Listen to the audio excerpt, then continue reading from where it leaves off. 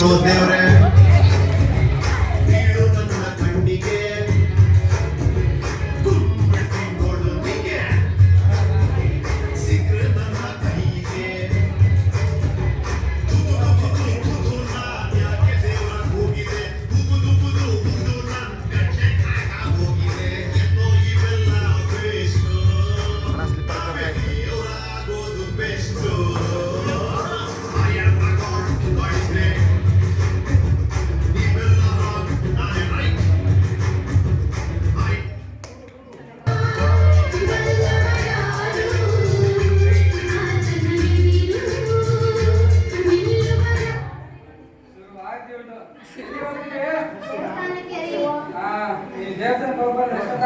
ಅಡಿಗೆ ಮಾಡಿದ್ಯಾ?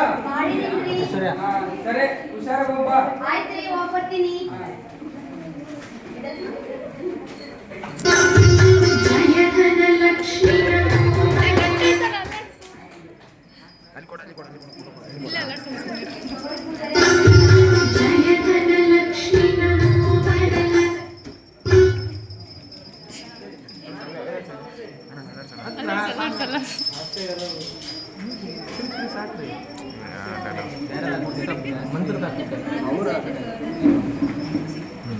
ತಂಗಿಗೆ ಆಶೀರ್ವಾದ ಮಾಡದಪ್ಪ.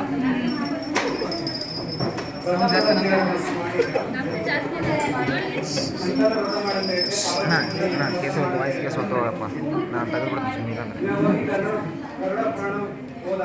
ಮುಂದಿನ ವಾರ ಊಟ ಸೇವೆ ಮಾಡಿ 21 ದಿನ ಉಪವಾಸ ವ್ರತ ಮಾಡಿ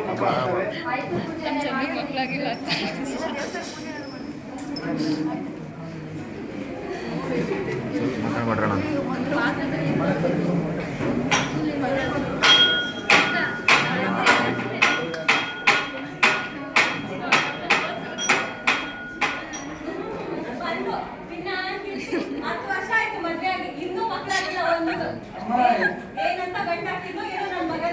ಏನಮ್ಮ ನಿಂದು ಬೆಳವಣಿಗೆ ರಾಗಿ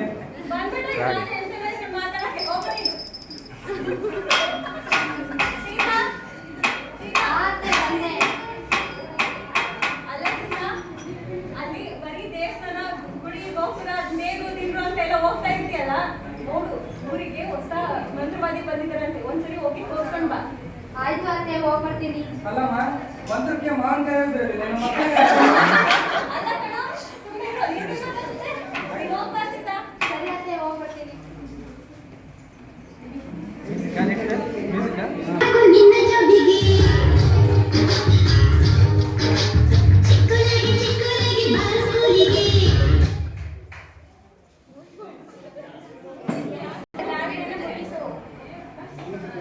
ಕಾಲೇಜ್ಗೆ ಹೋಗಿ ಹೋಗಿ ಹೋಗಿ ನನಗೆ ಬೇಜಾರಾಗುತ್ತೆ.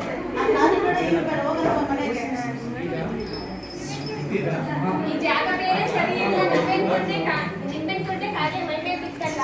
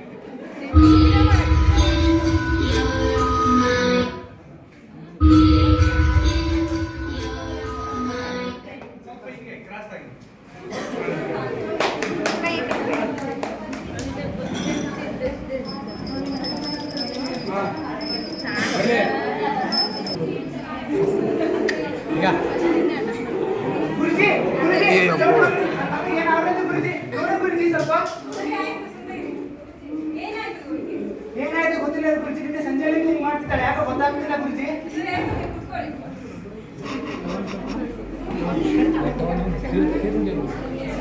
ತೀರ್ಥಲ್ಲಿ ಹೊರ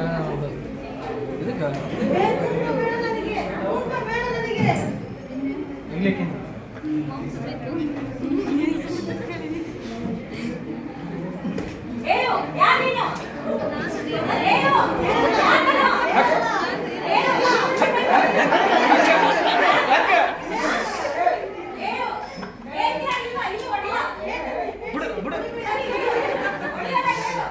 ನನ್ನ ಹೆಸರು ಮಂಡಕ್ಕಿನಿ ಅಂತ.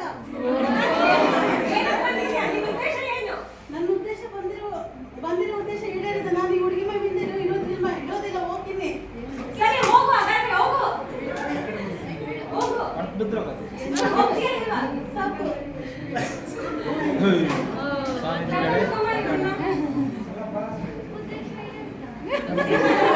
ನಾಳೆ ಇಲ್ಲಿ ನೋಡಿ ಫಸ್ಟ್ ನೀವು ದಿನ ಬೆಳಗ್ಗೆ ಇದನ್ನ ಹಚ್ಚಿ ಹೋಗಿ ಜೊತೆಗೆ ಈ ನಿಂಬೆಹಣ್ಣು ತಗೊಂಡೋಗಿ ಮನೇಲಿ ಕೊಯ್ಯಿ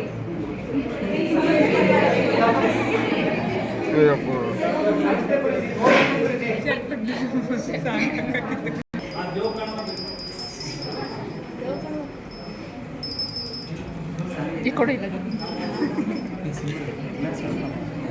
ಏನಾಯ್ತಮ್ಮ ನಿಮ್ಗೆ ಮಕ್ಕಳಲ್ವಾ? ಸರಿ ನೀವು ಹೇಳಿದ್ರೆ ಆ ರಥ ಮಾಡು ಈ ರಥ ಮಾಡು ಅದು ಮಾಡಿ ಇದು ಮಾಡು ಅಂತ ಏನು ಪ್ರತಿಫಲನೇ ಸಿಗ್ಲಿಲ್ಲ. ಇಲ್ಲಮ್ಮ, ಮೊನ್ನೆ ನನ್ನ ಮಗಳಿಗೆ ದೆವ್ವ ಬಡ್ಕೊಂಡಿತ್ತು. ಅದ್ರ ಸಲುವಾಗಿ ದೊಡ್ಡ ಮಹಾ ಗುರುಜಿ ಬಂದರೆ ಅವ್ರ ತಕ್ಕ ಹೋಗಿ ಎಲ್ಲ ಮಕ್ಕಳಾಗ್ತಾವ ನಿನಗೆ. ಆಯ್ತು ಗುರುಗಳೇ ಹೋಗ್ತೀನಿ. ನಿನಗೆ ಒಳ್ಳೇದಾಗಲ್ಲಮ್ಮ, ಹೋಗಿ ಬಾ ಫಸ್ಟ್.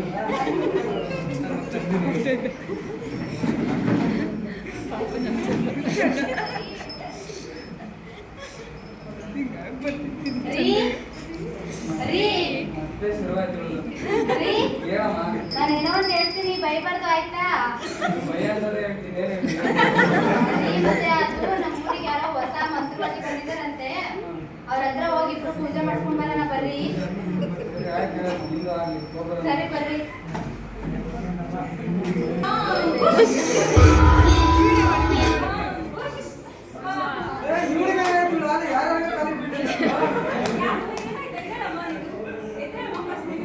ಬರ್ರಿ ಕುತ್ಕೊಳ್ರಿ. ಏನಮ್ಮ ನಿನ್ ಸಮಸ್ಯೆ ಏನು ಹೇಳು 10 ವರ್ಷ ಆಯ್ತಮ್ಮ ಮದ್ವೆ ಆಗಿ, ಇನ್ನೂ ಆದ್ರೂ ಸಂತಾನ ಭಾಗ್ಯನೇ ಇಲ್ಲ. ಹೌದಾ ಸರಿ ಆಯ್ತು ನಿನ್ ಗಂಡನಿಂದ 20 ದಿನ ದೂರ ಇರು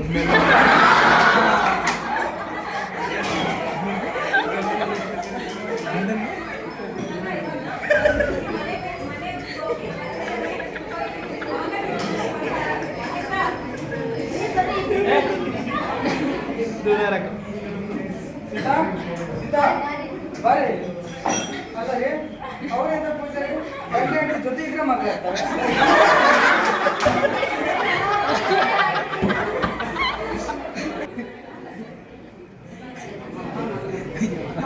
ನನಗೆ ಇವಾಗ ಸಮಸ್ಯೆ ಬಗೆಹರಿತು. ಯಾಕಂದ್ರೆ ನಾನು ಲವ್ ಮಾಡಿರೋ ಹುಡುಗನ ಜೊತೆ ಮದುವೆ ಮಾಡ್ಕೊಂತ ಇದ್ದೆ. ಆದ್ರೆ ಈ ಹುಡುಗನಿಗೆ ಒಬ್ಬ ಬೇರೆ ಹುಡುಗನ ಜೊತೆ ಮದುವೆ ಮಾಡ್ಕೊಳ್ಳ ಅಂತ ನಾನು ದೇವ್ರ ಪದ ಮಾಡ್ಕೊಳ್ಳೋಕೆ ಬಂದೆ.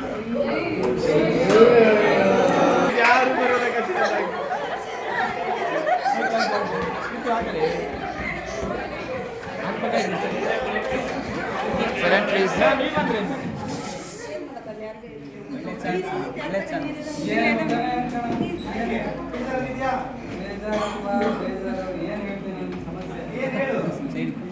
ನಮ್ಮ ಅಮ್ಮನ ಕಾಟ, ನನ್ನ ಹೆಂಡತಿ ಕಾಟ, ನಾನು ನೆಕ್ಲೆಸ್ ಆಗ್ಬೇಕಪ್ಪ.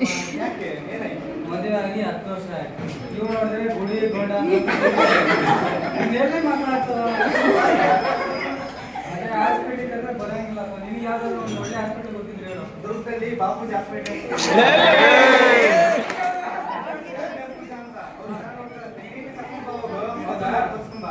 ಸರಿ ಮತ್ತೆ ಥ್ಯಾಂಕ್ಸ್ ಹೇಳಿದ್ದಕ್ಕೆ. ನಡೆಸ್ಕೊಡ್ತೀನಿ. ನೀನ್ ಜೊತೆ ಹೋಗು. ಏನ್ರಿ ನಿಮ್ದು ಸರಿಯಾಗಿ ಪೂಜೆನೂ ಮಾಡಕ್ ಬಿಡಲ್ಲ ಅಂತೀರಾ ನೀವು? ಅಲ್ಲೇ ಇಷ್ಟು ದಿನ ಈಗ 10 ವರ್ಷದಿಂದ ನೀನ್ ಹೇಳಿದ ಮಾತು ನಾನು ಕೇಳಿದ್ನೆ. ಈಗ ಒಂದು ಸರಿ ನಾನು ಹೇಳಿದ ಮಾತು ಕೇಳು. ಅಲ್ರಿ ಪೂಜೆ ಆ ಪೂಜೆ ಬಾಪೂಜಿ ಹಾಸ್ಪಿಟಲ್ ಪೂಜಾ ಮೇಡಮ್ ಅಂತ ಬಂದಿದ್ದಾರೆ ಹೊಸದಾಗಿ. ಯಾವ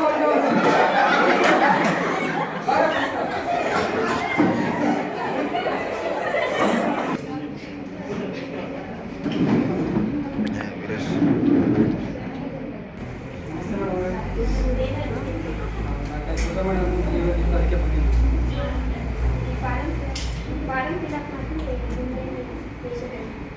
ಸೀತಾ ಜಸ್ಟ್ 30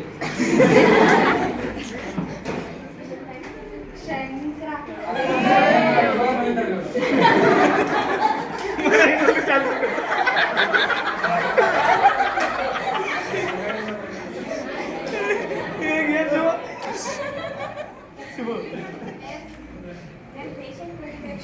ಒಳಗಡೆ ಕಳ್ಸಿ.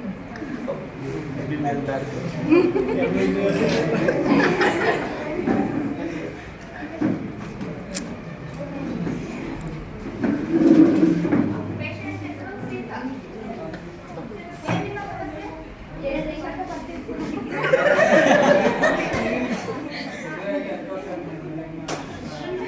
ಇದಕ್ಕೆ ಮುಂಚೆ ಎಲ್ಲರೂ ಬೇರೆ ಡಾಕ್ಟರ್ನ ತೋರಿಸಿದ್ರಾ? ಈ ಕಾಲದಲ್ಲಿ ಹೆಣ್ಮಕ್ಳಿದ್ದಾರ? ಹೌದಾ? ಅದೈದು ನಿಮಿಷ ನೀವು ಹೊರಗಡೆ ಹೋಗಿ ಚೆಕ್ ಮಾಡ್ಬೇಕು patient.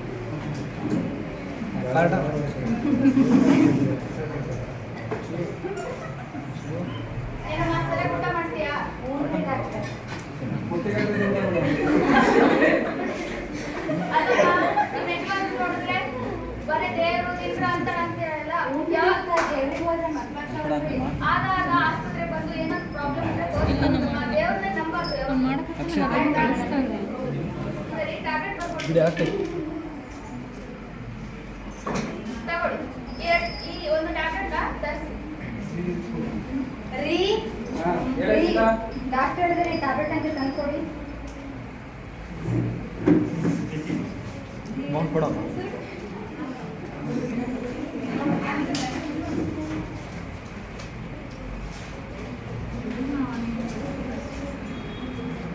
ನೋಡಮ್ಮ, ಇದು ಮಾರ್ನಿಂಗ್ ಊಟಕ್ಕಿಂತ ಮುಂಚೆ ತಗೋಬೇಕು.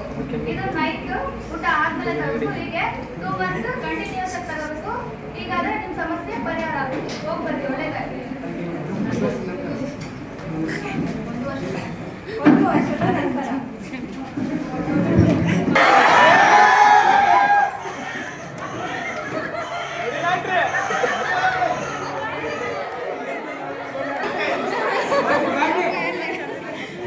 ನೋಡಿದ್ರಲ್ವಾ? ದೇವ್ರು ಅದು ಇದು ಅಂತ ಏನಾದ್ರು ನಂಬ್ಕೊಂಡ್ರೆ ನಾವೇ ವಿದ್ಯಾವಂತರಾಗಿ ಅದು ಇದು ಅಂತ ನಂಬೋದು ಮೂಢನಂಬಿಕೆಯಲ್ಲಿ ಮೂಢರಾಗೋದು ಯಾವ ರೀತಿ ಇದಾಗುತ್ತೆ ಹೇಳಿ ಅಲ್ವಾ? ಹಾಗಾಗಿ ನಾವು ಇವಾಗ ವಿಜ್ಞಾನ ತಂತ್ರಜ್ಞಾನ ಅನ್ನೋದನ್ನ ಅಳವಡಿಸ್ಕೋಬೇಕು. ದೇವರು ಇದನ್ನೇ ಇಲ್ಲ ಅನ್ನೋಲ್ಲ, ಹಾಗಂತ ಎಲ್ಲನೂ ಅವನಿಗೆ ಬಿಡಬಾರ್ದು. ನಮ್ಗೆ ಏನಾದ್ರು ಸಮಸ್ಯೆ ಆಯ್ತು ಅಂತಂದ್ರೆ ಫಸ್ಟು